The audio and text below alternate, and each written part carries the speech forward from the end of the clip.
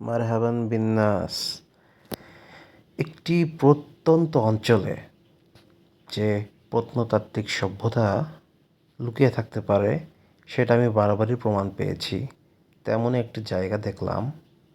এটা হচ্ছে যশোর অভয়নগরের সিকিরহাট নদী পার হলেই শুভরাড়া নামক একটি গ্রামে এটি লুকায়িত আছে। খান জাহান আলী রহমতুল্লাহ আলাই যখন এই অঞ্চল খলিফাতাবাদ পুরো চাষ করেছিলেন তখন বিভিন্ন স্থানে মসজিদ স্থাপনা করেছিলেন। এটাও তেমনই একটি মসজিদ। খান জাহান আলী রহমতুল্লাহ আলাই নাম অনুসারেই মসজিদটি।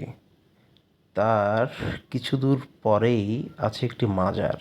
অজ্ঞাত কোনো এক আল্লাহর ওলির মাজার সেখানে আছে। সেখানে একটু পরেই আমরা যাচ্ছি, কিন্তু তার আগে দেখেন যে এই সেই খান জাহান আলী রহমতুল্লাহ আলাইয়ের যতগুলো মসজিদ আছে সেই আদলেই তৈরি এটি। এর ভেতরের গেটটা দেখতে এরকম। আমরা যখন গিয়েছিলাম কোনো লোক ছিল না। এর ভিতরে একটা অদ্ভুত শান্তি বিরাজ করছিল। ছোট্ট একটি কক্ষ, দুই পাশে দুটি জানালা, আর উপরে বড় মস্ত বড় গম্বুজ। এখানে এখন এটি জামে মসজিদ হয়ে গিয়েছে। এলাকাবাসী এটি এক্সটেন্ড করে এখানে 5 ওয়াক্ত নামাজ আদায় হয় এবং জুম্মার নামাজও হয়। প্রত্নতত্ত্ব অধিদপ্তর এটি খুব সতর্কতার সাথে সংরক্ষণ করে আসছে। এর কারুকার্যে মুগ্ধ না হয়ে কেউ পারবে না।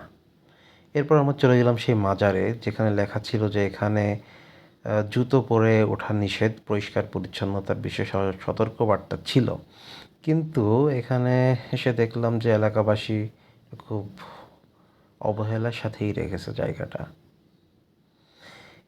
মাজারের ইটগুলো আর মসজিদের ইটগুলো একই।